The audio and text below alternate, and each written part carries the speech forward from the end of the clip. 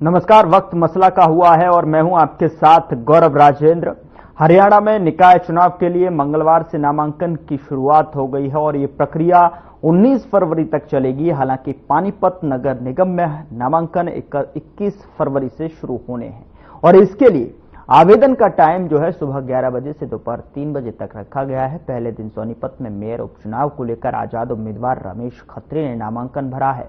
वहीं कैथल के कलायत से जो है वार्ड नंबर 10 से संजय सिंगला ने नॉमिनेशन किया है। इसके अलावा कहीं भी कोई नामांकन नहीं भरा गया। करनाल डीसी उत्तम सिंह ने जानकारी दी कि कल की छुट्टी के दौरान जो है कल कोई नामांकन नहीं लिया जाएगा, लेकिन ऐसे में जो है सरगर्मियां तेज हो गई हैं और चुनाव आयोग की तरफ से भी जिस तरीके से लगातार नोटिफिकेशन जारी करने के बाद तमाम सारी पार्टियां और अपने अपने पहलुओं पर रूपरेखा यहां पर तैयार करने में जुटी हुई हैं। ऐसे में विपक्ष लगातार जो है निकाय चुनाव से जो है बैलेट पेपर से कराने की जो वोटिंग है वो मांग कर रहा है। ऐसे में चुनाव आयोग का भी जवाब आया है। उन्होंने कह दिया है कि साफ तौर पर जो वोटिंग है वो ईवीएम से होगी। तो वहीं अशोक अरोड़ा ने भी इन पर निशाना साधा और कहा कि सरकार के दबाव में आयोग मांग नहीं मान रहा है। और ऐसे में दूसरी तरफ अगर बात की जाए विपक्ष की, तो चंडीगढ़ में इनेलो जिला अध्यक्षों और पार्टी पदाधिकारियों की भी बैठक हुई है। शहरी निकाय चुनाव को लेकर यह बैठक में चर्चा की गई है। तो पार्टी प्रमुख अभय चौटाला ने इसकी जानकारी भी चर्चा के दौरान जो है मीडिया के सामने रखी। और ऐसे में अब पूरी तरीके से सभी दल जो है नगर निकाय चुनाव को लेकर बुढ़ाने में पूरी कोई कसर नहीं छोड़ना चाह रहे हैं और पूरी तैयारियां यहां पर करते हुए इसमें अपने नेताओं की, अपने जो कार्यकर्ता हैं उनकी ड्यूटी भी लगाने का सिलसिला तेजी से जो है चलता हुआ दिखाई दे रहा है। लेकिन दूसरी तरफ अगर बात की जाए इनेलो की, तो अभी इनेलो जो है इस को लेकर ये चर्चा की गई है कि ये चुनाव जो है सिंबल पर लड़े या नहीं लड़े। दूसरी तरफ जो है बीजेपी ये स्पष्ट कर चुकी है कि जो चुनाव है वो हम जो है सिंबल के साथ में लड़ने जा रहे हैं और जनता के बीच में जाएंगे। सभी तमाम सारी समस्याओं को लेकर जो है जनता के बीच में अपने सिंबल पर ही चुनाव लड़ेंगे। और दूसरी अगर बात की जाए कांग्रेस भी अपना मत स्पष्ट कर चुकी है। इधर जो है आम आदमी पार्टी भी पुरजोर जो है अपना दमखम दिखाती हुई नजर आ रही है। वो भी कहीं ना कहीं सिंबल पर ही चुनाव लड़ने की पुरजोर कोशिश में है। और ऐसे में समझने की कोशिश समीकरण धरातल पर क्या कह रहे हैं। सभी दल जो है अपनी अपनी भूमिका यहां पर दिखाते हुए, भूमिका तय करते हुए और नगर निकाय चुनाव की जो रूपरेखा है उसको अमली जामा पहनाते हुए भी यहां पर दिखाई दे रहे हैं। समझने की कोशिश धरातल पर किन मुद्दों के साथ में सभी दल जो है आमने सामने होंगे और कौन से वो मुद्दे जो नगर निकाय चुनाव के लिए बड़े मुद्दे साबित होंगे, जिन पर जो है जिन्हें ध्यान में रखकर जनता मतदान करेगी, ये भी समझने की कोशिश करेंगे। अब से कुछ देर में जो हमारे साथ पैनलिस्ट जुड़ने वाले हैं और उनसे जो है मसला में चर्चा, हरियाणा के निकाय चुनाव को लेकर क्या मसला है, किस तरीके से जो है मसला को हल करने के लिए कांग्रेस कितना जो है इस चुनाव में सामने पार्टी को जो है टक्कर देती नजर आएगी, ये भी समझने की कोशिश करेंगे। तो मसला में चर्चा की शुरुआत करते हैं। हमारे साथ जो है तमाम सारे पैनलिस्ट हमारे साथ जुड़े हुए हैं, उनका तारुफ मैं आपके साथ करा देता हूं। रामराज शर्मा जी हैं, प्रवक्ता बीजेपी की तरफ से हमारे साथ जुड़ रहे हैं, बहुत स्वागत है सर आपका। अभिता द्विजा, प्रवक्ता आम आदमी पार्टी की तरफ से जुड़ रहे हैं, बहुत स्वागत है मैम आपका भी। और सुखवीर तंवर और प्रवक्ता कांग्रेस की तरफ से हमारे साथ जुड़ रहे हैं, बहुत स्वागत है सर सुखवीर जी आपका भी। और शुरुआत जो है मैं शर्मा जी आपसे करूंगा और समझने की कोशिश कि जिस तरीके से नगर निकाय को लेकर तमाम तरीके की जो तैयारियां हैं वो आपकी पार्टी की तरफ से भी और तमाम सारे दल जो है लगातार बैठकों का दौर चल रहा है, वहां पर अपनी जो रूपरेखा है वो बनाते हुए दिखाई दे रहे हैं और ड्यूटियां भी तय करते हुए नजर आ रहे हैं कार्यकर्ताओं को लेकर। लेकिन दूसरी तरफ अगर बात की जाए, विपक्ष भी है कि बैलेट से चुनाव होना चाहिए, चुनाव आयोग कह रहा है कि नहीं जी हम तो ईवीएम से चुनाव कराएंगे। क्या कुछ प्रतिक्रिया आपकी शर्मा जी? बिल्कुल, इसके बारे में मैं ये कहना चाहूंगा, जहां पे कांग्रेस पार्टी वाले जीत जाते हैं वहां तो सब कुछ ठीक है। जैसे ये हिमाचल में जीत गए, यहाँ पे 37 सीटें जीते, कर्नाटक में जीते, वहां तो सारी व्यवस्था बढ़िया, सब कुछ ठीक है। और जहां ये हार जाते हैं वहां फिर ईवीएम पे सारा ठिकरा ईवीएम के ऊपर हार डाल देते हैं। और इनके घटक दल भी आजकल ये बात कहने लगे, जैसे नेशनल कॉन्फ्रेंस है, इनका घटक दल है, वहां के मुख्यमंत्री जम्मू कश्मीर के अमर अब्दुल्ला जी, फारूक अब्दुल्ला जी के लड़के जी, उन्होंने कांग्रेस पार्टी को सलाह दी, भाई कांग्रेस वाले ये ईवीएम पर रोना धोना छोड़ दो, जो जनादेश मिला है उसको आप स्वीकार करो। ये रोना धोना आप हारने के बाद में सारा दोष आप ईवीएम पर डाल देते हो जी। और जिस तरह से ये माननीय कोर्ट में गए, ये कोर्ट ने इनकी दलील नहीं मानी, इनकी बात नहीं मानी, माननीय निर्वाचन आयोग में गए, निर्वाचन आयोग ने इनकी बात नहीं मानी। और मैं आपको बताना चाहूंगा, निर्वाचन आयोग एक संवैधानिक संस्था, इंडिपेंडेंट एजेंसी है, वो किसी के अंदर काम नहीं करता। निर्वाचन आयोग के लिए तो सब पार्टियां बराबर हैं, वो अपने विवेक से काम लेता है, जो उनको अच्छा लगता है वो निर्वाचन आयोग ऑन मेरिट पे करता है। और जिस तरह से तीसरी बार भी दिल्ली में कांग्रेस का खाता नहीं खुला, 0/0, 0/0, 0/0, लगातार 3 बार ये हार गए, तो इनको हार का डर सता रहा है। अब इसलिए पहले इन्होंने रोना धोना शुरू कर दिया, ईवीएम में ये हो जाएगा, ईवीएम में वो हो जाएगा, ईवीएम में वो हो जाएगा। जिस तरह से दिल्ली की जनता ने, हरियाणा की जनता ने, राजस्थान की जनता ने, उत्तर प्रदेश की जनता जनार्दन ने, मध्य प्रदेश की जनता जनार्दन ने, सब हर जगह कमल खिलता जा रहा है। नहीं ठीक है, ये बात समझ रहा हूं मैं आपकी, लेकिन ये समझने की कोशिश कर रहा हूं मैं कि अभी चुनाव अभी थोड़ा सा नजदीक है, लेकिन उसकी तैयारियां पूरी तरीके से करते हुए दल दिखाई दे रहे हैं। लेकिन उससे पहले, चुनाव से पहले जो है ये ईवीएम को लेकर जो है किस तरीके से रस्साकसी चल रही है यहाँ पर, ईवीएम पहले से ही मुद्दा क्यों बना हुआ है? मैं आपको यही चीज तो बता रहा था जी। इनको कांग्रेस पार्टी वालों को हार का डर सता रहा है। अच्छा, क्योंकि देवतुल्य जनता जनार्दन का आशीर्वाद हमारे साथ है। देवतुल्य जनता जनार्दन ने तीसरी बार केंद्र में हमारी सरकार बनाई, विश्व के सबसे लोकप्रिय और ताकतवर प्रधानमंत्री आदरणीय नरेंद्र मोदी जी को तीसरी बार प्रधानमंत्री कुर्सी पर बैठाया। उनकी अगुवाई में हमारा देश बहुत आगे बढ़ रहा है, रक्षा के क्षेत्र में आत्मनिर्भर हुए, आर्थिक दृष्टि से मजबूत हुए, एक भव्य ऐतिहासिक राम मंदिर का निर्माण अयोध्या धाम में हुआ है, धारा 370-35 है जम्मू कश्मीर से हटाई गई है, विदेश में हमारा डंका बजा, हमारी दाग जमी है। ऐसे ही हरियाणा में भी बहुत ही लोकप्रिय मुख्यमंत्री, जन जन के चेते, युवाओं के हृदय सम्राट, प्रेरणा स्रोत, खत्ती बरादरी को साथ लेकर चलने वाले, 24 घंटे जनता की सेवा में समर्पित रहने वाले आदरणीय नायब सिंह सैनी जी को दूसरी बार जनता ने मुख्यमंत्री बनाया और तीसरी बार हमारी सरकार हरियाणा में ही बनाई। और ऐसे दिल्ली में देवतुल्य जनता जनार्दन ने शपथ बहुमत से हमारी सरकार बनाई। ठीक है शर्मा जी, ठीक है, आपने के कहने का मतलब यह है कि हार का डर जो है विपक्ष को पहले से ही सताने लगा है, और जिस कारण जो है अभी से ईवीएम का रोना जो है इन्होंने शुरू कर दिया है, जिसको लेकर विपक्ष यानी कि कांग्रेस लगातार जो है चुनाव आयोग से संपर्क करने की कोशिश कर रहा था पहले, लेकिन अब कोशिश भी पूरी हो गई, संपर्क भी कर लिया, और उसके बाद चुनाव आयोग का जवाब भी आ गया कि देखिए साहब, बैलेट से नहीं, हम तो ईवीएम से चुनाव कराएंगे। सुखवीर जी क्या कहना चाहेंगे, आपकी पहली प्रतिक्रिया क्या है? उसके बाद अभिता जी मैं आपके पास आ रहा हूं। देखिए, भारतीय राष्ट्रीय कांग्रेस 2-3 वर्ष की देरी के बाद जो स्थानीय निकाय के चुनाव हो रहे हैं उनका स्वागत करती है। इसके अलावा भारतीय जनता पार्टी की केंद्र और राज्य की सरकार ने बिना जातिगत जनगणना के जो संविधान प्रदत्त आरक्षण में छेड़छाड़ करके जो लोकतंत्र का गला घोटने का काम किया है, जिस प्रकार से मैं आंकड़े आपके सामने प्रस्तुत करूं, विगत में गुड़गांव में वार्ड होते थे 35 और उसमें आरक्षित वार्ड थे 6, और अब वार्ड 36 और काट के कर दिए 3। उसी तरह से फरीदाबाद में 9 होते थे, 5 कर दिए, पानीपत में 5 होते थे, 3 कर दिए, करनाल और हिसार में 3 की जगह 1-1 कर दिया। निश्चित तौर पे ये लोकतांत्रिक व्यवस्था पे बहुत बड़ा कुठाराघात है। इसके अलावा जिस प्रकार से आपका सवाल था, जिस प्रकार से निरंतर ईवीएम संदेह के घेरे में है, भारतीय राष्ट्रीय कांग्रेस निरंतर ये मांग कर रही है। नहीं, लेकिन क्या ये जो ईवीएम खतरे में होती है, क्या ये संदेह के घेरे में रहती है?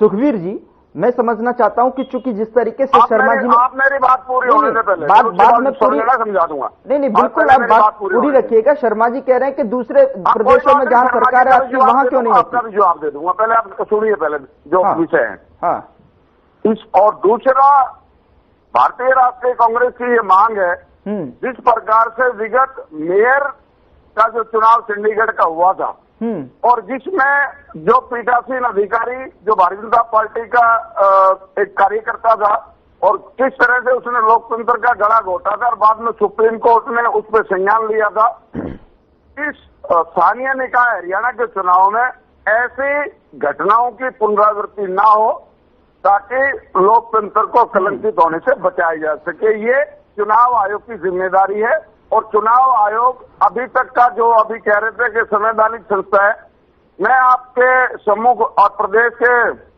जो आपके ऑडियंस है उनको बताना चाहता हूं जी कि जो केंद्रीय निर्वाचन आयोग है उसमें जो सिलेक्शन होता था मुख्य निर्वाचन अधिकारी का, उसमें पहले प्रधानमंत्री जी होते थे, नेता प्रतिपक्ष होता था और मुख्य न्यायाधीश होते थे। जी इन्होंने जिस प्रकार से और कई कुठाराघात किए हैं अध्यादेश के माध्यम से, उसी तरह पे जो मुख्य निर्वाचन अधिकारी भारत की जो नियुक्ति थी उसमें किस प्रकार से अध्यादेश लाकर उसको नियमों को पलटा है, वो किसी से छिपा हुआ नहीं है। इसलिए मेरा कहना ये है कि जो विपक्ष की मांग है, आखिर इनको डर क्या है बैलेट पेपर से चुनाव कराने की? निश्चित तौर पे कराने चाहिए और ये नहीं करा रहे हैं। और भारतीय राष्ट्रीय कांग्रेस को किसी प्रकार का कोई डर नहीं है। शायद रामराज जी शर्मा भूल रहे हैं कि भारतीय जनता पार्टी का मत प्रतिशत विगत के विधानसभा चुनाव में 39.85 था और भारतीय राष्ट्रीय कांग्रेस का 39.9 था। वो कितना अंतर बनता है वो बता रहे हैं। इसलिए बहुत ज्यादा हवा में आने की जरूरत नहीं है। इसके अलावा मैं और बात करूं, विगत के 3 साल के करीब से जो शहरों में प्रॉपर्टी आईडी के नाम पे भ्रष्टाचार हुआ है, उससे शहरी त्रस्त है और सरकार मस्त है। अत्यंत दुर्भाग्यपूर्ण ये है कि 90% से ज्यादा त्रुटियां इसमें रही और उनको ठीक करने के नाम पे आज भी भ्रष्टाचार का नंगा नाच चल रहा है। और सभी शहरों की, इसमें जो स्थानीय निकाय के चुनाव हो रहे वो तो है ही है, इसके अलावा सभी शहरों में सड़क, सीवर और सफाई के हालात कैसे हैं वो आपके चैनल से आप इसके शहरियों से छिपे हुए नहीं है। इसका एक और मैं बहुत बेहतरीन उदाहरण बता दूं, गुड़गांव जो सबसे ज्यादा राजस्व देता है उसका बस अड्डा 10 बरस से बस अड्डा नहीं है और एकमात्र जो अस्पताल होता था 10 वर्ष से तोड़ के डाल दिया, ईंट नहीं लगी जहां सबसे ज्यादा राजस्व आता है। इसके अलावा जो प्रदेश का राजस्व विभाग है वो और विशेष तौर पर जो तहसीलों में भ्रष्टाचार है, भ्रष्टाचार का अड्डा बना हुआ है और अनेक तहसीलदार और नायब तहसीलदारों के विरुद्ध जिस प्रकार के विषय आ रहे हैं और इन्हीं की जो सूची लीक हुई 370 पटवारियों की, वो कैसे लीक हुई वो तो चलो प्रशासनिक विषय है, उसके लिए कौन जिम्मेदार है। ये परफेक्ट प्रमाण है कि भारतीय जनता पार्टी के कुशासन में भ्रष्टाचार चारों तरफ व्याप्त है और इसका जवाब हरियाणा प्रदेश के शहरी आने वाले स्थानीय निकाय के चुनाव में देने के लिए तैयार बैठे। ठीक है, आता हूं मैं आपके पास, लौटता हूं। अविता जी, आपका क्या ठीक है? मैं जिस तरीके से स्थानीय निकाय चुनाव यहाँ पर देखने को मिल रहे हैं, कौन से मुद्दे को लेकर आप जो है आपकी पार्टी की तरफ से किस तरीके की एक्टिविटीज दिखाई दे रही हैं, कितनी सक्रियता के साथ में आप यहाँ मैदान में टक्कर देती हुई आपकी पार्टी दिखाई देगी?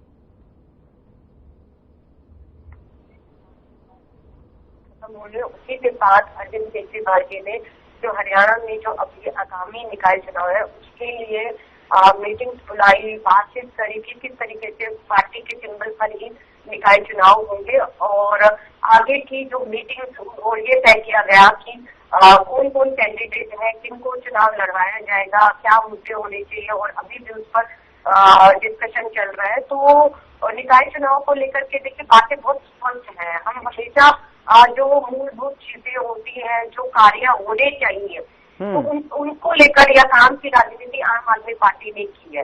तो ये आने वाले आगामी चुनाव में भी आप ये देखिएगा कि हम उन्हीं तर्ज पर हरियाणा के अंदर या कहीं पर भी हमारे जो चुनाव होते हैं उन्हीं तर्ज पर हम चुनाव लड़ेंगे। एक बात। दूसरी बात, देखिए अभी रामनाथ जी ने ये कहा कि विश्व में डंका, ये हर बार आते हैं विश्व में डंका बोलते हैं। इतना विश्व में डंका बज रहा है कि हमारे नागरिकों को पैरों में हाथों में बेड़ियां डाल के हमारे सरजमी पे उन्हें कैदियों की तरह बेइज्जत करके भेजा गया। और देखिए जो केंद्र में जो सरकार है उसने ये भी नहीं कहा कि आप जो है हम अपना खुद विमान भेजेंगे हमारे नागरिकों को ऐसे क्रिमिनल्स की तरह या कैदियों की तरह या इस तरीके से आप उनको बेइज्जत करके आप हमारी सरजमी पे नहीं भेज सकते। ये बीच में डंका बज रहा है। और हरियाणा के 30 युवा जो बेरोजगारी के कारण अमेरिका की सरजमी पे गए तो वो इस तरीके से आज देश में लौट रहे हैं। तो हम बार बार हम टीवी चैनल के माध्यम से कहते हैं कि देखिए आज जो काम की राजनीति है, शिक्षा की राजनीति, स्वास्थ्य की और रोजगार की, ये राजनीति होनी चाहिए। जबकि बीजेपी क्या राजनीति करती है? ईवीएम के साथ छेड़छाड़, फर्जी वोटर्स के साथ छेड़छाड़, विधायकों को तोड़ना, खरीदना, उनको डराना धमकाना, पार्टियों को तोड़ना। आज जो जिस तरीके की तानाशाही ये कर रहे हैं उससे ना तो देखिए देश चलाया जा सकता है ना देश को विकसित किया जा सकता है। रही बात चुनाव आयोग की, यहाँ पर सुखबीर जी ने बिल्कुल साफ कहा कि जिस तरीके से जो इलेक्शन कमीशन बिल आया था, इन्होंने जिस तरीके से धांधली करी है कि जो सुप्रीम कोर्ट का जज होता था, चीफ जस्टिस ऑफ इंडिया, वो और जो नेता पक्ष होता, विपक्ष जो होते थे और प्रधानमंत्री, वो चुनाव करते थे। बट आज एक ऐसी स्थिति हो गई है कि बीजेपी अपने मन मर्जी के किसी भी व्यक्ति को चुनाव आयोग में कमिश्नर बना सकते हैं, चीफ इलेक्शन कमिश्नर बना सकते हैं। अब आज जो चुनाव आयोग है वो बीजेपी की मात्र कठपुतली हो गई है। आप ये देखिए कि दिल्ली के चुनाव में हर 4-5 घंटे में हमारी आम आदमी पार्टी के जितने कार्यकर्ता से लेकर सारे लीडर बार बार चुनाव आयोग को बोलते रहे, देखिए कि चुनाव आयोग जी आप ये देखिए ना हमारे कार्यकर्ताओं को प्रचार करने देते हैं फ्री में, देखिए किस तरीके से सूट भेज रहे हैं, पैसा लुटाया जा रहा है। इन्हें अगर जब हम महिलाओं को यात्रा फ्री देते हैं उनकी समझ इन्हें नहीं आती है। ये नहीं समझ पाते कि जहां हम जनता से टैक्स का पैसा लेते हैं और जो सरकारें होती हैं वो फ्री में ही लोगों के लिए काम करती है। और ये इनकी समझ इतनी कम है, इतनी छोटी है कि ये इस बात को नहीं समझ सकते कि जब आप महिलाओं का किराया फ्री करेंगे तो आप एक पूरी इकोनॉमी की ग्रोथ करेंगे, एक अर्थव्यवस्था की ग्रोथ करेंगे। कैसे करेंगे? क्योंकि जो महिलाएं 50% आबादी है उनको हमारे सामाजिक कारणों की वजह से बाहर निकलने की जो छूट नहीं है उससे वो बाहर आएंगी और ज्यादा काम कर पाएंगी। पर ये अथाह रूप से बिल्कुल भी इस बात को इनकी समझ ही नहीं है। आज अनपढ़ों की जमात जो बीजेपी में बैठी है उनको एक ही चीज समझ आती है कि आप चुनाव और चुनाव जो मशीनरी है उसका दुरुपयोग करो, उसको कंट्रोल करो, बस इनका यही उद्देश्य है। ना इससे ये आगे बढ़ पाए और ना ये आगे बढ़ पाएंगे। और यही कारण है कि बार बार जो आम आदमी पार्टी है उसने सारे मुद्दे उठाए हैं और आगे भी ये उठाते रहेंगे। छोटी छोटी लड़ाइयां लगता होगा इन्हें, बट छोटी छोटी लड़ाइयां देखिए हारनी पड़ती है जब युद्ध को जीतना होता है। तो अब आगामी चाहे निकाय चुनाव हो, चाहे हमारे आगामी 2027 में पंजाब, हर जगह से हमने इतने कम समय में राष्ट्रीय पार्टी होने के साथ साथ हम इतने सारी जगह पे अच्छी चीजें, देखिए जो भी चीज होता है वो हमेशा अच्छे के लिए होता है। कोई भी काम होता है या कोई भी परिणाम होता है और हमने जनादेश को बहुत स्वीकार करा है। जनता का जो भी आदेश है, इन्होंने कितनी भी धांधलेबाजी कर ली, कितना चुनाव, देखिए दिल्ली के अंदर सिर्फ बीजेपी वर्सेस आम आदमी पार्टी नहीं था। आप ये देखिए कि चुनाव आयोग के खिलाफ हम लड़ाई लड़ रहे थे, जो पुलिस प्रशासन था उसके खिलाफ हम चुनाव लड़ रहे थे। और जिस तरीके से देखिए आप ये बड़ा ऐसा मतलब इस बार ऐसा हुआ कि चुनाव में जो झुग्गियों के लोग थे उनका 70% आमतौर पर वोटिंग परसेंटेज आता था और इस बार मात्र 23%। आप ये देखिए उनको इतना डराया धमकाया गया, चुनाव से एक दिन पहले उनके उंगलियों पर नीली शाही लगा दी गई, उनके वोटर आईडी लिए इन्होंने जो इलेक्टोरल बॉन्ड का जो 20,000 करोड़, जो ये दुनिया की, विश्व की, अपने आप को सबसे बड़ी पार्टी कहते हैं ना, ये दुनिया की सबसे अमीर पार्टी भी है। आप ये देखिए, आज देश का युवा, उसके पास नौकरी नहीं है, इतनी महंगाई है, पर बीजेपी के नेता और बीजेपी पार्टी वो दिन पर दिन अमीर कैसे हो रही है। इनके पास चुनाव के लिए इतना अथाह पैसा कहां से आ जाता है। हमारे तो नेताओं के पास पैसा नहीं था, उन्होंने डोनेशन मांग मांग के पैसा चुनाव लड़ा है। जो 10 साल शराब का पैसा कहां गया, शराब घोटाले का पैसा कहां गया बहन जी, और भी बता दो।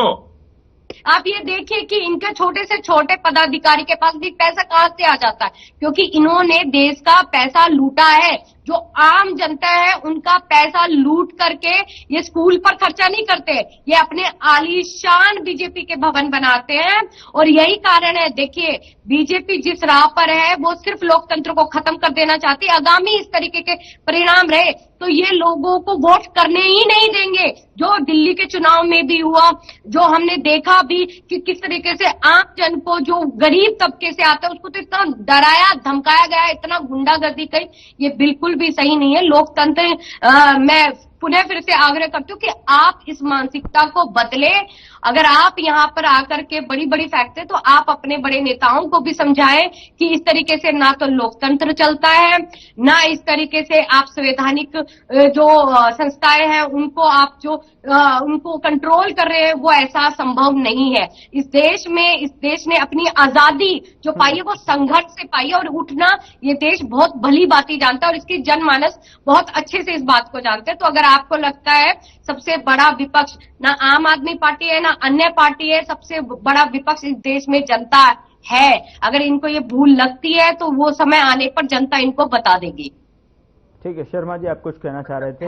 और जिस तरीके से जो है सुखबीर तंवर जी ने भी यहाँ पर बहुत सारी चीजें गिनाई हैं, उन्होंने उंगलियों पर, और अविता द्विवेदी भी यहाँ पर लगातार कह रही हैं, आप भी सुन रहे हैं कि किस तरीके से जो है आरोप लगाते हुए नजर आ रहे हैं, चाहे वो दिल्ली में जिस तरीके से जीत हो और उसका इम्पैक्ट जिस तरीके से अब यकीनन जो है जनता तो कहीं ना कहीं वहां से कैप्चर करेगी, उस चीज को लेकर इम्पैक्ट भी देखने को मिलेगा नगर निकाय चुनाव को लेकर। लेकिन आपकी क्या रणनीति है और किस तरीके से जो है आप इन दोनों के जवाबों आरोपों का जवाब देंगे? शर्मा जी, देखो हमारे संगठन के चुनाव चल रहे थे, पहले हमने बूथ कमेटियां बनाई, शक्ति केंद्र प्रमुखों का चुनाव किया, मंडल अध्यक्षों का चुनाव किया, अब हमारा जिला अध्यक्षों का चुनाव चल रहा था, बीच में ये निकाय चुनाव आ गए जिसको छोटी सरकार के नाम से जाना जाता है। हम बूथ लेवल तक बहुत मजबूत है, हमारा संगठन बहुत मजबूत है, और बहुत पहले माननीय मुख्यमंत्री जी ने सभी विधायकों की, सभी मंत्रियों की, सभी पार्टी कार्यकर्ताओं की, सभी पदाधिकारियों की ड्यूटी लगा दी थी कि भाई आप जनता के बीच में रहें और जनता की समस्याओं का समाधान करवाएं। और फर्स्ट आवर्स में सभी अधिकारियों को दिशा निर्देश जारी कर दिए थे, फर्स्ट आवर में जनता की समस्याओं का समाधान करें, जिसको समाधान शिविर के नाम से उन्होंने नाम दिया था। तो समाधान शिविर में जनता की समस्याओं का निवारण हो रहा है, माननीय मुख्यमंत्री जी भी उनके बीच में रहते हैं, और हमारे विधायक, हमारे मंत्री, हमारा कार्यकर्ता जनता के बीच में रहता है। अब ये आम आदमी पार्टी की बात करी थी हमारी बहन, सबसे झूठी इंटरनेशनल पार्टी अगर झूठ में है तो आम आदमी पार्टी है, दूसरा नंबर कांग्रेस का, कांग्रेस की कम नहीं है। जिस तरह से इन्होंने झूठ बोला, इनका जो मुखिया है वह पंजाब में जाके कहता है हरियाणा को एक बूंद भी पानी नहीं मिलेगा, और दिल्ली में जाके कहता था हरियाणा हमारे को पानी नहीं देता। अरे जो देना चाहिए हरियाणा तो पहले ज्यादा दे रहा है, इन्होंने प्रजोग करे हरियाणा के लाल, हरियाणा के लाल, हरियाणा के लाल है पानी पिला दे तू, हरियाणा के लाल दिल्ली ऐसा पिला दे हमारा, अरे हरियाणा के लाल पंजाबी में से ऐसे पिला दे, अरे हरियाणा के लाल हिंदी भाषी क्षेत्र पिला दे। सबसे झूठा आदमी है ये, और इसका आरोप लगाया, उसका परिणाम दिल्ली की जनता ने दे दिया, उसका रिजल्ट दिल्ली की जनता ने दे दिया। इसका आरोप लगाया, ये बहन भी हमारी हरियाणा से बिलोंग करती है, इसको भी इस बात को सोचना चाहिए। इसको जुमला नदी को भी नहीं सोचा, जुमला मैया, गंगा मैया, सरस्वती मैया हमारी माता के रूप में जानी जाती है। इससे कहा हरियाणा सरकार उसमें गैर मिलाती है और गैर मिला आगे बढ़ती है। अरे मेरे भाई, तूने तो हरियाणा का नाम दबा दिया, तू हरियाणा में पैदा हो रहा है, हरियाणा का नाम तो नहीं दिया, हरियाणा का ऊपर कलम कहते। जिस तरह से उसका आरोप लगाया कि जहर घोला जा रहा है, जहर घोला जा रहा है। हमारे मुख्यमंत्री जी वहां गए, पल्ला घाट अंतिम गांव है हरियाणा का, पल्ला घाट। उन्होंने केजरीवाल को बुलाया, चैलेंज किया कि केजरीवाल जी आप आइए, अपने चीफ सेक्रेटरी को लेकर आइए। माननीय मुख्यमंत्री जी ने वहां पानी पिया और बताया क्या केजरीवाल जी, केजरीवाल ये पानी हम आपको बेच रहे हैं। और जहाँ पे महात्मा गांधी जी विराजमान बैठे हैं, महात्मा गांधी जी बैठे हैं, उसके पीछे यमुना नदी गुजरती है। आप वहां नहाइए और पानी पीजिए, और नहीं तो दिल्ली की देवतुल्य जनता जनार्दन से, हरियाणा की देवतुल्य जनता जनार्दन से माफी मांगिए। और जनता ने उसको सबक भी सिखा दिया, उसकी झूठ का पर्दाफाश कर दिया है। इसका पूरा मंत्रिमंडल भ्रष्टाचार में लिप्त था। ठीक है शर्मा जी, मुझे यहाँ पर इंटरप्ट करना पड़ रहा है, छोटे से ब्रेक के लिए मुझे जाना है, छोटे से ब्रेक के लिए रुकना है, और उसके बाद जो है मैं आपके पास वापस लौटूंगा बात को कंप्लीट कराने के लिए। लेकिन चुनाव में कौन किस पर भारी पड़ेगा और इसका देखने वाली बात होगी। और लगातार मसला में इस को लेकर जो है प्रदेश के भीतर जिस तरीके से स्थानीय निकाय चुनाव होने हैं उसको लेकर रस्साकसी जिस तरीके से दिखाई दे रही है, उस पर लगातार जो है धरातल पर किस स्थिति में है जो सभी दल दिखाई दे रहे हैं, उसको लेकर लगातार जो है समीकरण जानने की कोशिश। फिलहाल एक छोटे से ब्रेक के लिए यहां पर रुक रहे हैं, फौरन हाजिर होते हैं।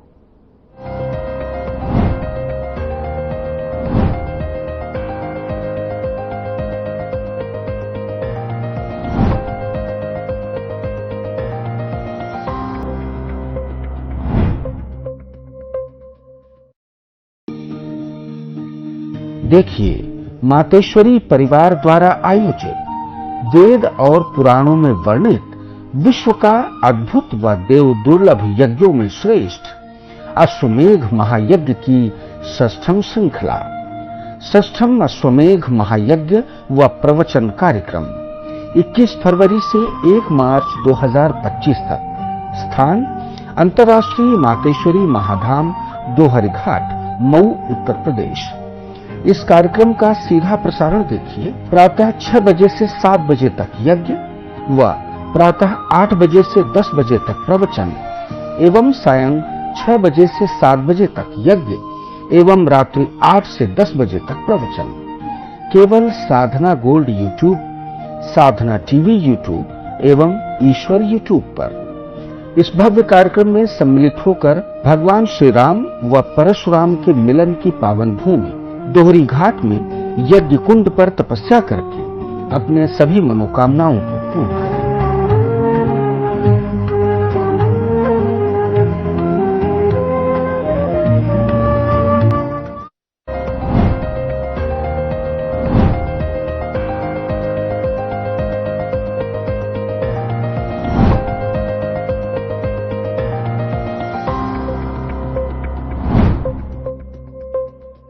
ब्रेक के बाद एक बार फिर से मसला में आप सभी का स्वागत है। हरियाणा प्रदेश में स्थानीय निकाय चुनाव को लेकर लगातार जो है सभी दल जो है अपनी अपनी पुरजोर कोशिश करते हुए, ताकत झोंकते हुए दिखाई दे रहे हैं। सभी पार्टियों ने जो है बैठकों का दौर लगातार जारी है और ऐसे में जो है कार्यकर्ताओं से लेकर तमाम सारे जो बड़े पदाधिकारी हैं पार्टी के, उनको जो है ड्यूटियां सौंपना शुरू कर दिया है, धरातल पर जाना शुरू कर दिया है। और ऐसे में जो है नॉमिनेशन फॉर्म की भी जो है डेट नजदीक है। अभी ब्रेक से पहले जो है शर्मा जी आपको अपनी बात रख रहे थे, बात को कंप्लीट कीजिए, उसके बाद जो है मैं जो है सुखवीर जी आपके पास आऊंगा। देखो, मैं मेरी बहन की पीड़ा समझ सकता हूँ, आम आदमी पार्टी की जो ये स्पोक्स पर्सन बैठी है यहाँ पे, क्योंकि नए नए हारे हैं, इनके हार की बहुत ज्यादा पीड़ा हो रही है और इनका पूरा मंत्रिमंडल जेल में था, अभी जमानत पाए हुए हैं और जनता का पैसा इन्होंने शीश महल पे खर्च कर दिया था सारा। और अन्ना हजारे को मोहरा बना के जिस तरह से ये आंदोलन में आए थे, भाई हम ये नहीं करेंगे, हम बड़ी गाड़ी नहीं लेंगे, हम शीश महल में नहीं रहेंगे, तो उसका इन्होंने उलट किया। तो जनता ने इनको सबक सिखा दिया और ये हार की जो पीड़ा है वो इनको सता रही है। और हरियाणा में तो ये हरियाणा का लाल नकार दिया था, इनका खाता भी नहीं खुला था। और रही बात कांग्रेस पार्टी की, कांग्रेस पार्टी को हार का अनुभव है। ये सुखबीर को, इनकी पार्टी को ये तीसरी बार लगातार दिल्ली में आ रहे हैं। वह पहली बार आ रहे 0/0, दूसरी बार आ रहे 0/0, अब लगातार तीसरी बार इनका खाता भी नहीं खुला है। और ये भ्रष्टाचार की बात कह रहे थे सुखबीर भाई साहब, तो सबसे बड़ी अगर भ्रष्टाचारी पार्टी है तो कांग्रेस पार्टी है। पूरी किताब लिखी जा सकती है भ्रष्टाचार की। जिस तरह से इन्होंने किसानों को डराया धमकाया, सेक्शन 4 का नोटिस थमाया, किसान को डराया धमकाया, सस्ते भाव में जमीन हड़प ली, महंगे भाव में बिल्डरों को बेच दी, मानेसर जमीन घोटाला, अनेकों घोटाले हैं। और 1-1, 2-2 रुपए के चेक प्राकृतिक आपदा में इनके टाइम में आते थे, सबको पता है। किसान की फसल का पहले क्या भाव था, आज क्या भाव है। हमारे मुख्यमंत्री जी ने बाकायदा नोटिफिकेशन किया, 24 फसलें, हरियाणा में जितने फसलें हैं, जितनी फसलें होती हैं, सभी फसलें हम MSP पर खरीद रहे हैं। और 2000 रुपये प्रति एकड़ के हिसाब से बोनस के रूप में किसानों को दिए, क्योंकि फसल लेट हुई थी, बारिश लेट हुई थी अब की बार। और दूसरा, आज किसान का बताया ना शर्मा जी, हरियाणा में विधानसभा चुनाव में मार्जिन बताया उन्होंने, कितने मार्जिन से, कितनी फीसदी से जो है, कितने अंतराल से जो है उन्हें विपक्ष के तौर पर ही सही, विपक्ष के तौर पर भूमिका में उन्हें बिठाने का काम जनता ने किया विधानसभा चुनाव के दौरान। उन्होंने बताया कितने परसेंटेज के साथ में जो है, कितनी जो है अधिक यहाँ पर वोट प्रतिशत थी उनकी।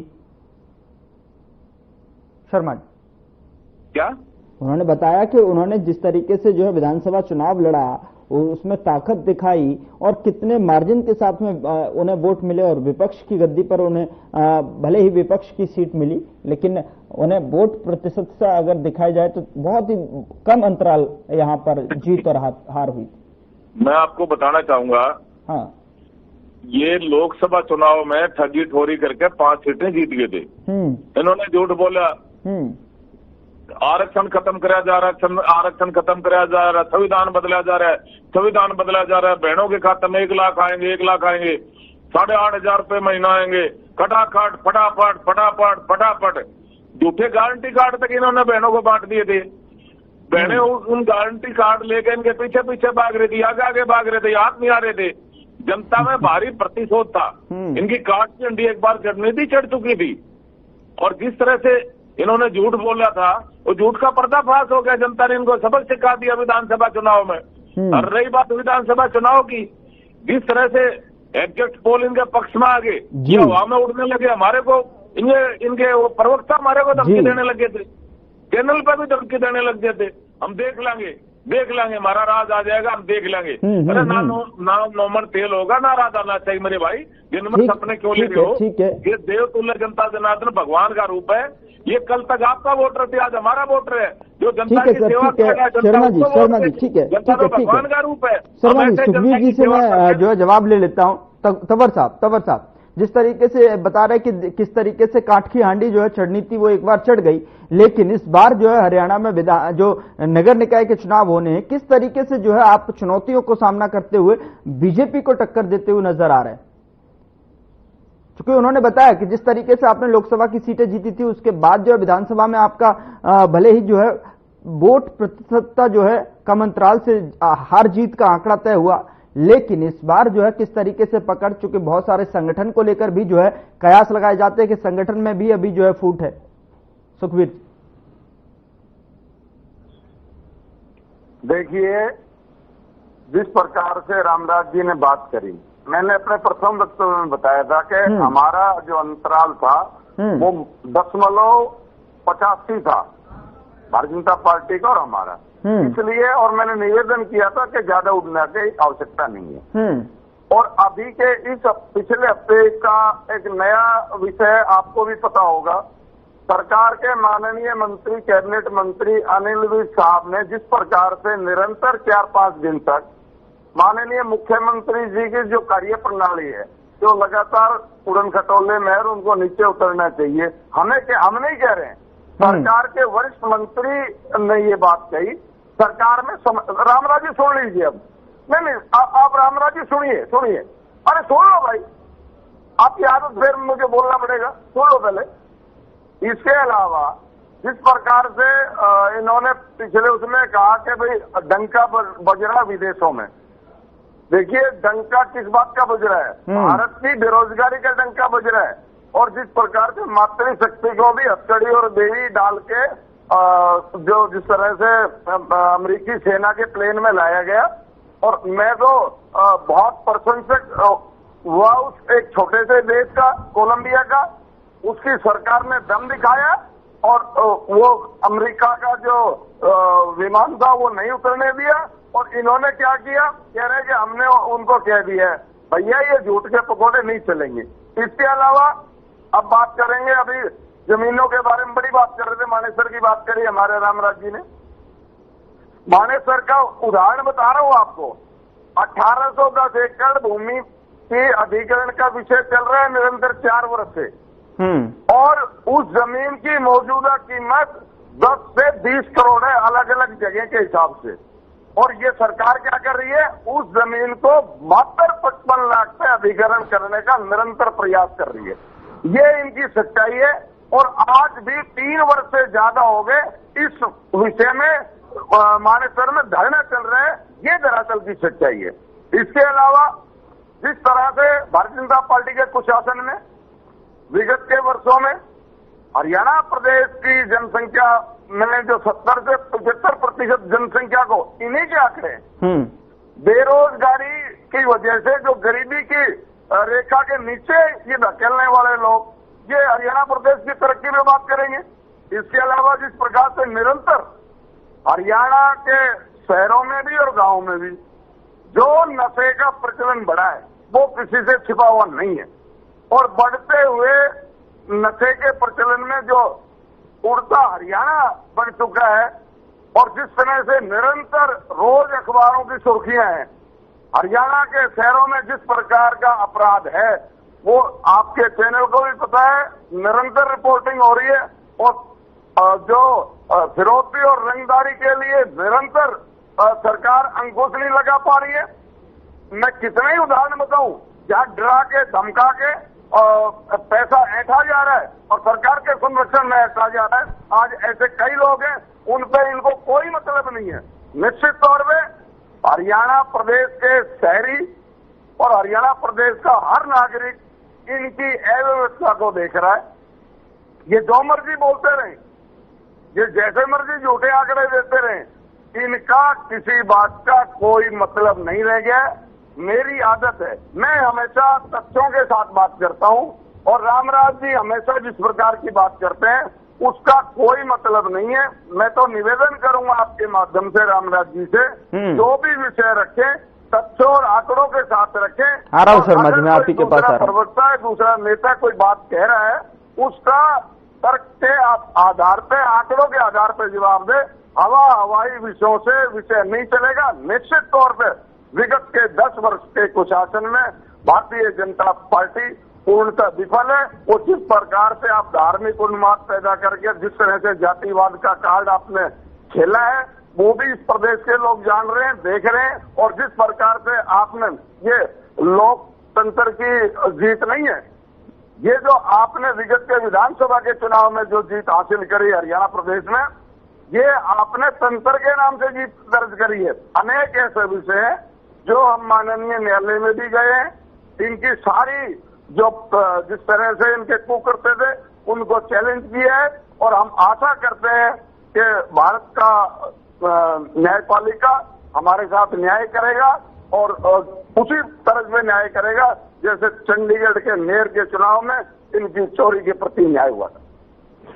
ठीक है, शर्मा जी उंगली दिखा रहे थे कि कुछ कहना है आपको। हाँ, जी, क्योंकि सुखबीर जी कह रहे हैं तथ्य बिल्कुल निराधार बातें हैं, तथ्यात्मक बातें हैं ही नहीं, और जो तर्क के साथ में बात कर रहे हैं सुखबीर जी कर रहे हैं, वो कह रहे हैं कि रामराज जी शर्मा जी की निराधार बातें साबित होती हैं विदाउट तथ्य। देखो, कांग्रेस पार्टी मैंने बताया सबसे झूठी पार्टी है, और इनके प्रवक्ता सबसे ज्यादा झूठ इनके प्रवक्ता बोलते हैं। मैं सुखबीर भाई को कहना चाहूंगा, एक बार कॉपी पेन उठा ले और लिखता जाए। सारे तथ्यों पर आधारित मैं बोलूंगा। नंबर 1, इन्होंने बेरोजगारी की बात कही। सबसे ज्यादा रोजगार हमारी सरकार ने दिया है। इनके टाइम में मुख्यमंत्री ठेका प्रथा होती थी, मुख्यमंत्री अपने चेतों को ठेका देता था, और वो अपने अंदर जो एम्प्लॉय अपॉइंट करते थे वो पैसे लेके भर्ती करते, 2-4-6 महीने बाद उसको निकाल देते, ना उसको सैलरी देते, ना PF ESI जमा करते, फिर दूसरे भर्ती करते। फिर उसको उसके साथ ऐसा ही करते, ना उसको पैसा देते सैलरी का, ना उसको पीएफ ही फिर तीसरा करते। हम कौशल रोजगार निगम लेकर आए और माननीय मुख्यमंत्री जी का मैं धन्यवाद करता हूं।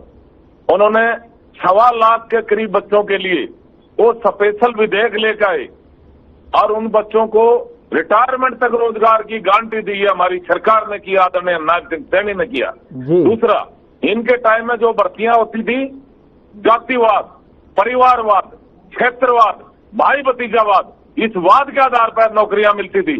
हमारी सरकार ने, आदरणीय मनोहर लाल जी उस टाइम में मुख्यमंत्री थे, उन्होंने इस वाद को तोड़ा। उन्होंने कहा पूरा हरियाणा मेरा परिवार है, पूरे हरियाणा के बच्चे मेरे परिवार के सदस्य हैं, मैं बिना खर्ची बिना पर्ची के मेरिट के आधार पर नौकरियां दूंगा। और उसका उन्होंने शुरू किया और उसको फॉलोअप आदरणीय नायब सिंह सैनी माननीय मुख्यमंत्री जी कर रहे हैं। आज किसान का बेटा, मजदूर का बेटा, गरीब का बेटा, जिसकी 3 पीढ़ी खाली चली गई, कोई चपड़ासी नहीं लगा था, आज बिना खर्ची बिना पर्ची के मेरिट के आधार पर क्लास 1 अफसर लग रहा है। ये हमारी सरकार लगा रही है, आदरणीय नायब सिंह सैनी सरकार लगा रही है। अरे सारी भर्तियां सारे बच्चे कलोई हल्के के मेरिट में आते हैं क्या? सुखबीर बता, सुखबीर बोल भाई, सारी मेरिट कलोई हल्के में क्या? निवासी हल्कों के बच्चे नहीं पढ़ते, निवासी हल्के के बच्चे नहीं पढ़ते। दूसरा, इनके टाइम में 1-1, 2-2 रुपए के चेक प्राकृतिक आपदा में आते थे। अगर चेक की फोटो कॉपी चाहिए, मैं तथ्यों पर बोलता हूं, मेरे पास में है, मैं फोटो कॉपी दे दूं आपको। तीसरा, इस तरह से इन्होंने किसानों को डराया धमकाया, सेक्शन 4(6) का नोटिस थमाया, सस्ते भाव में जमीन हड़पी, महंगे भाव में बिल्डरों को बेच दी। ये तथ्यों पर आधारित है, ये बात नहीं हो तो बता। चौथा, समान विकास कार्य पूरे प्रदेश में हमारी सरकार करवा रही है, चाहे एमएलए किसी भी पार्टी का हो, समान विकास कार्य करवा रही है, हम कोई भेदभाव नहीं करते। इनके टाइम में रोहतक से बाहर है, मैं जींद से बिलोंग करता हूं, लाखन माजरा तक तो रोड बना दिया, आगे जहां जींद शुरू होता वहां गड्ढे कर दिए। ये तथ्यों पर आधारित बात है। गोहाना तक तो रोड बना दिया, गोहाना से आगे वो खेड़ा खेड़ी, आगे बम्बे शुरू होता है, वहां गड्ढे कर दिए। क्यों भाई? आगे पाकिस्तान है क्या? आगे हरियाणा नहीं है क्या? तीसरा, माननीय मुख्यमंत्री जी ने उस टाइम में मनोहर लाल जी ने ये कहा था, समान विकास कार्य पूरे प्रदेश में हम करवाएंगे। हरियाणा एक, हरियाणवी एक, सबका साथ, सबका विकास, सबका विश्वास, इस पैटर्न पर हमारी सरकार काम कर रही है। आदरणीय नरेंद्र मोदी जी का सिद्धांत है, वह सबका साथ, सबका विकास, सबका विश्वास। मैं और बताना चाहूंगा आपको, जैसे ये भाई कह रहे हैं, इनके एमएलए, इनके वर्तमान एमएलए हमारे मुख्यमंत्री जी की तारीफ करते हैं। इनका सिरसा का एमएलए सेतिया, उन्होंने कहा, मैं भगवान की सौगंध खा के कहता हूं, ना तो ऐसा मुख्यमंत्री आया और ना होगा, सबसे बढ़िया मुख्यमंत्री है। इनकी एक और एमएलए है, वो शैली चौधरी जी, उन्होंने माननीय मुख्यमंत्री जी की तारीफ करी। कल परसों कुलदीप शर्मा जी ने मुख्यमंत्री जी की वर्किंग की तारीफ की। और इनके एमएलए कैंडिडेट और सिटिंग एमएलए क्या कहते थे? भाइयों, एक ने पूछा, भाई आपके टाइम में तो भाई भ्रष्टाचार बहुत हुआ है। उन्होंने कहा, बगैर भ्रष्टाचार के सरकार चलती है क्या? फिर उन्होंने एक पत्रकार ने पूछा कि आप बताइए, अगर आप एमएलए बन गए तो आप क्या करोगे? अगर बिल्ली के भागे छिक्का टूट गया, आपकी सरकार आ गई, क्या करेंगे? उन्होंने कहा, पहले तो अपना घर भरेंगे भाई, फिर अपने सगे संबंधियों के घर भरेंगे, फिर बाकी रह गया तो फिर जनता देखेंगे। फिर एक इनका एमएलए और फरीदाबाद से था, उसने क्या कहा, भाइयों मुझे ना पता है, मेरिट का मुझे ना पता है भाई, 50 वोट पाओ और एक नौकरी ले जाओ, 50 वोटन पर एक नौकरी देंगे भाई, 2000 लड़के मेरे बाट आएंगे, 50 वोटन पर एक नौकरी देंगे, 2000 लगेंगे, 200 मेरे बाट आएंगे। तो ये तो इनका इतिहास है। इनका नाम बता दूं, शमशेर गोगी, और नीरज शर्मा, इन दोनों उनकी एमएलए की सिटिंग एमएलए भी थे, एमएलए कैंडिडेट भी थे, उनकी स्टेटमेंट थी। ठीक है पिताजी, ये इनका कल्चर है, आपस में इनका लटबज रहा है। नेता प्रतिपक्ष ये दे नहीं पाए। इनके राष्ट्रीय महामंत्री देवतुल्य जनता जनार्दन को कोसते हैं, उनको कहते हैं राक्षस है। मैं कुरुक्षेत्र की धरती पर खड़ा होकर शराब देता हूँ बीजेपी का वोटर राक्षस है, राक्षस है। अरे मेरे भाई, आपका शराब को दुर्वासा बनी का शराब है क्या? जनता ने क्या कसूर कर दिया? आपको क्या राइट बनता है? आप जनता को शराब दे रहे हो? शराब देना उसको दीजिए जिसने आपको हरियाणा की राजनीति से बाहर कर दिया। आपने राजस्थान में जाकर एमपी राज्यसभा का चुनाव लड़ना पड़ा। ये जनता का भगवान है, भगवान है। फिर आप उनसे आशीर्वाद के बाद देखते हो। जनता को आप कोसोगे, जनता को आप गाली दोगे, आप जनता से आशीर्वाद की इच्छा करते हो, तो जनता आशीर्वाद देगी। ठीक है, जवाब ले लेता हूँ। तथ्य के आधार पर जो है सुखवीर जी, उन्होंने जो है तथ्य लगातार तथ्य के आधार पर ही गिनवाया उन्होंने बोल के। लेकिन आप क्या कहना चाहेंगे? चूंकि उन्होंने कहा कि जिस तरीके से आपने अगर वोट प्रतिशतता में जो है अंतर तो ढूंढ लिया, लेकिन पार्टी में जो है आप नेता विपक्ष नहीं ढूंढ पाए। आप विपक्ष की सीट पर तो बैठ गए, लेकिन उस सीट पर जो है जिम्मेदार व्यक्ति कौन होगा आपकी तरफ से, आपकी जो नुमाइंदगी करने के लिए, जनता की समस्याओं को आगे तक जो है मुखर होकर बोलने के लिए, वो नहीं ढूंढ पाए। सुखवीर, देखिए जिस प्रकार से ये भारतीय राष्ट्रीय कांग्रेस के विधायकों के विषय में बात कर रहे थे, इनका एक ही जवाब मैं दूंगा। अगर हमारे विधायक किसी काम के लिए सरकार की प्रशंसा कर रहे हैं तो इनके कैबिनेट मंत्री मुख्यमंत्री पर निरंतर सवाल क्यों उठा रहे हैं? नंबर एक बात। दूसरी बात, जो 75% का झुंझुना आरक्षण का हरियाणा के युवाओं के लिए लाया था, सरकार लाई थी, उसमें क्यों विफल हुए और आखिर न्यायालय में क्यों इनको मुंह की खानी पड़ी? इसके अलावा ये नौकरियों की बड़ी बात कर रहे थे। ये हरियाणा प्रदेश भूला नहीं है।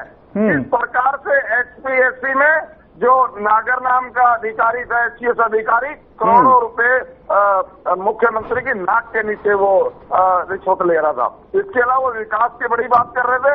विकास का प्रत्यक्ष, भाई बीच में मत बोला करो। विकास में जिस प्रकार से गुड़गांव का बेड़ा गर्क इन्होंने किया, मैंने पहले ही बताया। जिस प्रकार से अस्पताल में ईंट नहीं लगे 10 वर्ष से, मानेसर का उदाहरण मैंने बताया। जिस प्रकार से निरंतर धरना चल रहे हैं और हर बारिश में इनके 10 साल के कुशासन में क्या गुड़गांव में नाव चलती नहीं ना किया आपने? और अब ये कुरुक्षेत्र में किसी बयान की बात कर रहे थे। कुरुक्षेत्र से विधायक कौन है बताइए? कौन है? क्या भारतीय राष्ट्रीय कांग्रेस का विधायक नहीं? निश्चित तौर पे आपने जितनी भी बात करी उनमें कोई आंकड़ा नहीं था, कोई तथ्य नहीं था, सिर्फ सुनी सुनाई बात करी। मैं तो आपकी बात के बारे में 2 लाइन अगर इजाजत दे तो कह दूं। हाँ। अदम गोडवी साहब की 2 लाइनें हैं, आता है कि रामराज शर्मा को समझ में आ जाएंगी। तुम्हारी फाइलों में गांव का मौसम गुलाबी है, मगर ये आंकड़े झूठे हैं और दावा किताबी है। उधर जमहूरियत के ढोल पीटे जा रहे हैं, इधर पर्दे के पीछे बर्बरियत है, नवाबी लगी है। होड़ सी देखो अमीरी और गरीबी में। ये पूंजीवाद के ढांचे की बुनियादी खराबी है। तुम्हारी मेज चांदी की, तुम्हारे जाम सोने के, यहाँ जुम्मन के घर में आज भी फूटी रिकाबी है। और ये आंकड़े हरियाणा प्रदेश में पूर्णतः चरितार्थ कोई जवाब हरियाणा सरकार के पास नहीं है, कोई जवाब रामराज शर्मा के पास नहीं है। ठीक है सर, उन्होंने एक नेता विपक्ष को लेकर भी आपसे सवाल किया था। आपने अंतर ढूंढ लिया लेकिन नेता विपक्ष नहीं ढूंढ पाए। देखिए, आप जो नेता प्रतिपक्ष के बारे में कह रहे हैं, क्योंकि हो जाएगा मेरिट का आधार तो टूट गया। एचपीएससी में आपका भ्रष्टाचार देश प्रदेश में सबने देख लिया। कहीं की मेरिट, कौन सी मेरिट? अरे सारे पेपर लीक करवा दिए, सारे में मुकदमे दर्ज है। अब तो उसको अंदर करते, फिर वही बात कर रहे हो। मैं कह रहा हूँ आपके सारे भर्तियों के पेपर लीक हुए कि नहीं हुए, मुकदमे दर्ज होने को आगे नहीं है। फिर आप उस भर्ती की सबसे ज्यादा नौकरी हमारी ऐसा हमारी सरकार नहीं है जिसमें पेपर लीक ना हो। और वो भी 3 रुपये साली चली, उसको चपरासी में लगा था। आज मेरिट के आधार पर बिना करती बिना भर्ती के। ठीक है, अविता जी के पास जाना, मुझे अविता जी के पास जाना। ठीक है, समय कम है। अविता जी, अविता जी, आप अपना जो है फाइनल कमेंट मुझे बता दीजिए कि जिस तरीके से जो है आप देख रही हैं, अब दोनों ही पार्टियां पूरी तरीके से पुरजोर कोशिश के साथ में लड़ती हुई चुनाव को दिखाई दे रही हैं, लेकिन आपकी पार्टी जो है इनमें से कौन से को जो है अपनी सबसे बड़ी चुनौती समझकर आगे जा रही है, और जो है चुनौती भी है तो कौन से मुद्दों के साथ में आप जो है इनको टक्कर देंगे? अविता जी, देखिए, चुनौतियां कोई दूसरी पार्टी कभी नहीं होती, चुनौतियां होती है। सारी झूठ बोल रहे चैनल के ऊपर, एक आदि तो शांति बोल दे भाई। सालों में हुआ है हमारे देश में जो हो रहा है, जो व्यवस्था परिवर्तन की राजनीति होनी चाहिए, वो वास्तविकता में हमारा चैलेंज होती है, ना कि अन्य दल।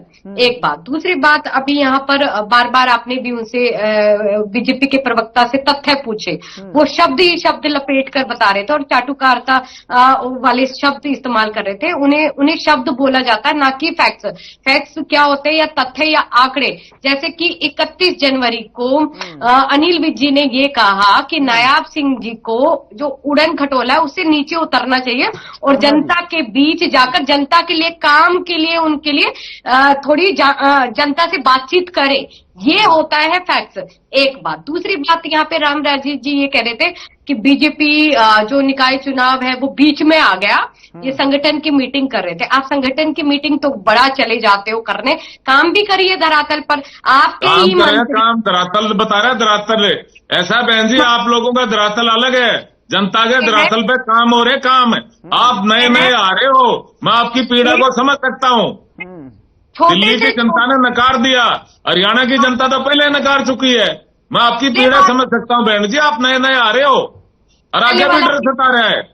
कांग्रेस पार्टी को भी डर सता रहा है, आम आदमी पार्टी का तो चलो खाता ही नहीं खुला, उसको तो हम गिनते नहीं, और कांग्रेस नकार दी। आगे हर जगह कमल खिलेगा, कमल। देवतुल्य जनता जनार्दन का आशीर्वाद है हमारे साथ में, और जनता के आशीर्वाद से हर जगह कमल खिलेगा, कमल। छोटी सरकार भी हमारी बढ़ने। ठीक है। चलिए ठीक है सर, क्या होना चाहिए। जब आपके बीजेपी के अध्यक्ष, हरियाणा के अध्यक्ष, उनका नाम आ रहा है, इस्तीफा दीजिए, बिल्कुल बनता है। अरे सारा झूठ है, झूठ है। वो तो पकड़े भी गए। हनी ट्रैप का मामला था, पकड़ लिया, पकड़ के भीतर भी दे दिए, पकड़ के भीतर दे दिया, भीतर उसके सारा मामला झूठा। मैंने उसी टाइम भी टीवी चैनल पे बोला था, ये झूठा है, झूठ का पर्दाफाश होगा। पर्दाफाश हो गया और वो अंदर चले गए। अंदर हनी ट्रैप का मामला था, हनी ट्रैप का 50 लाख। इजाजत नहीं दे रहा इससे ज्यादा आगे बढ़ने के लिए। बहुत बहुत शुक्रिया अविता जी और सुखबीर तंवर जी और रामराजी शर्मा जी, बहुत बहुत शुक्रिया चर्चा में शामिल होने के लिए। लेकिन देखने वाली बात तो होगी कि किस तरीके से जो है पार्टियां इस स्थानीय निकाय चुनाव को जो है बनाती हुई नजर आएंगी। इस पर हमारी नजर लगातार बनी हुई है। फिलहाल मसला में इतना ही। नमस्कार।